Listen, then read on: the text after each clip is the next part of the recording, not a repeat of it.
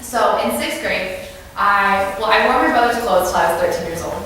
I wore my hair in a ponytail, I sat with the boys at lunch, I wanted to wrestle, I wanted to get down and dirty, like that's all that consumed my being, just sports and just really tomboy things. Until I got to 6th grade. And then the girls came along with this mold, kind of like the society's mold, the way the magazine tells you to be, the way you're supposed to look, the way you're supposed to dress and act.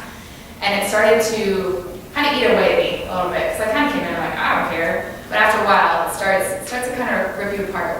And so I started getting consumed with this desire to be perfect, and this pressure to be perfect, and consumed by the mold that people create.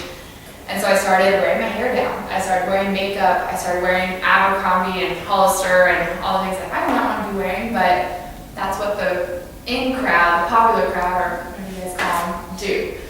So again, you guys can all agree, has anyone been there? You understand where I'm coming from? And so just this mold, trying to fit this mold.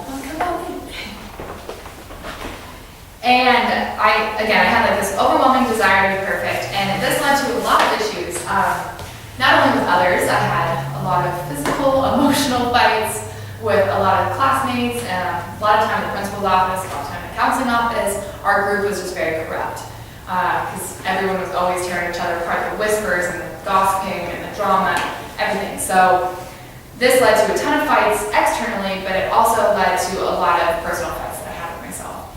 And so it led to the cutting, the burning, the not eating, all these things to try to feel something, because I had gotten so numb from this desire, this materialistic way that I'm supposed to look this way. There was nothing deep to that.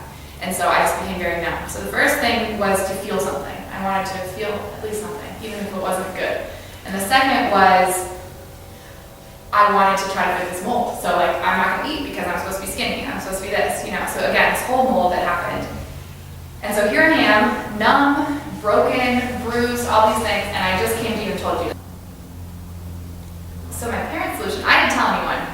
So if someone came up to you, that's huge. But I didn't tell anyone. But my parents noticed that something wasn't right, and so their solution was to send me to Jesus Camp, also known as Steubenville of the Rockies. I don't know if you guys have ever heard it. It's like a 3-day retreat out, I think, by the airport or something like that. And it's 3 days of worship and scripture and pretty much the very last thing that I ever wanted to be doing at that point in my life. Because it's like, I'm missing the parties, I'm missing the games and all these things that the cool people are going to. So here I was, sitting in the back of this retreat, just sitting back, letting it happen in front of me and not caring. I did not apply myself. I did everything I could to let everyone know that I did not want to be there. And then on the second day, the singer was doing like his spiel. They were singing and worship and getting into scripture. And he kind of stops, the music's still going in the background, and he said, if anyone wants to give their heart to Jesus, like this is a great opportunity to do that. And for me, that went in one ear, out the other, because I was raised Catholic. I went to church every Sunday. I pray every once in a while. I pray before I eat, things like that. I've done that. And so that went in one ear, not the other. And the second thing he said was, anyone who wants to give up control and give control to God.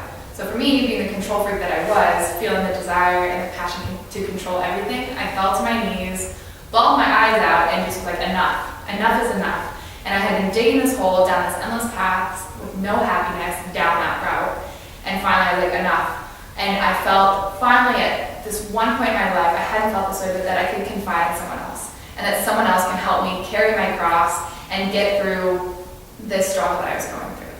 So I confided in God, and I was like, we got this. And I left this retreat flying high. I was so just up on my pedestal, so excited to go back and just have a whole new perspective and no more victim act, no more pity me. I'm gonna be completely better. So I get back to school and I go back to the same school, the same classmates. I changed, but they didn't. So I go back and they're their own catty way still, and still making comments. And at first I'm like, whatever, I got Jesus. Like I don't need that. So just ignoring it. But I think we can all agree that old habits die hard. And after a while, that started chipping off my little. The farther and farther the retreat went, the more closer I got to my old habits.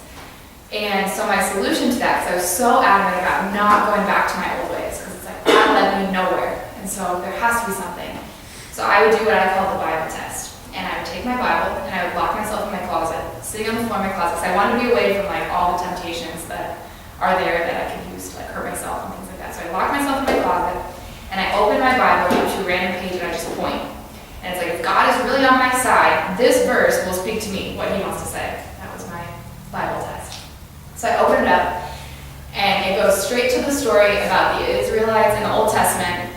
They're talking about the Israelites praising a golden calf. So this was obviously not applicable at all to my situation.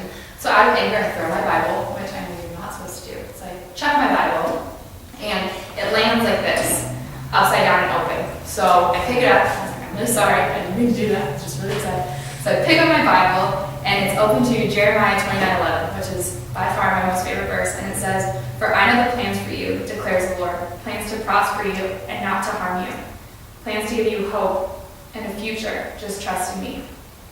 So that was my aha moment, like, okay, you really are there. And so I knew that I wasn't alone. I wasn't alone in this. And after all the drama and all the materialistic things, there was a bigger picture. And there was a bigger purpose for me on this world than that. And so that was, again, my aha moment, my quick switch into perspective. And now, since then, I've been like living a life through Christ, with Christ, and everything, and just kind of dedicated my life to serving him and not really caring about everything else.